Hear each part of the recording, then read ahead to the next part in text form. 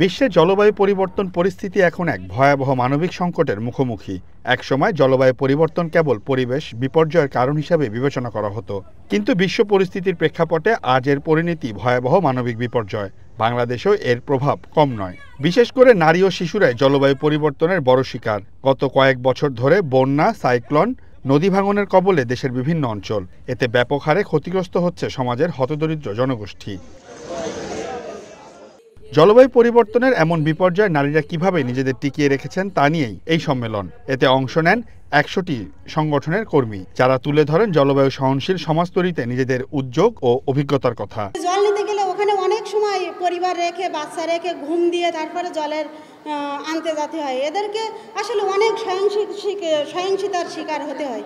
এই সহিংসতার শিকারের জন্য আমাদের আসলে অনেক পিছিয়ে যায়। এলাকায় কাজ করার সুযোগ পাই প্রতিবন্ধী মানুষকে নিয়ে। আমি এই পর্যন্ত প্রতিবন্ধী মানুষকে সহায়ক উপকরণ দিয়েছি 20 জন প্রতিবন্ধী নারীকে, এবং দক্ষতা উন্নয়ন প্রশিক্ষণ দিয়েছি 10 জন প্রতিবন্ধী নারীকে। তারা এখন স্বাবলম্বী হয়েছে। দলিত জনগোষ্ঠীরা অনেকেই পিছিয়ে পড়া আছে, তাদেরকে যদি আমি কিছু শিক্ষিত করতে পারি, মনে হয় আমি অনেকটা সার্থক মনে করব নিজেকে। এরপর আমি সেগুলো ভেবে চিন্তে করে 30 জন নারীকে আমি নারীর জন্য বয়স্ক শিক্ষা কেন্দ্র চালু করি এবং 30 জনকে আমি স্বাক্ষর শেখাতে সক্ষম হই। সম্মেলনে অংশ নেন বিভিন্ন বিদেশি অংশীজনও।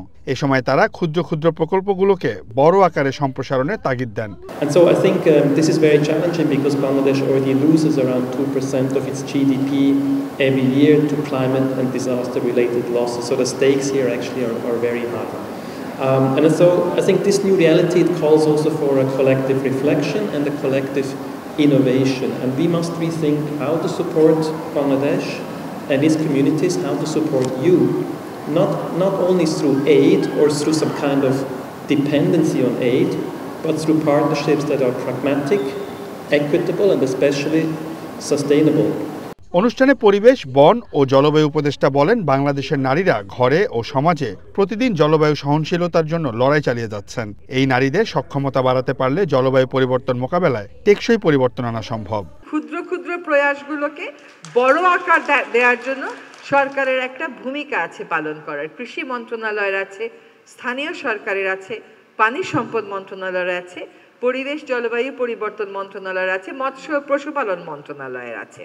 তো আমাদের যে ন্যাশনাল অ্যাডাপ্টেশন প্ল্যান, সেখানে আপনারা যে কথাগুলো বলেছেন, এই সবগুলি আসলে প্রাধান্য প্রাধিকার এলাকা হিসাবে চিহ্নিত করা আছে।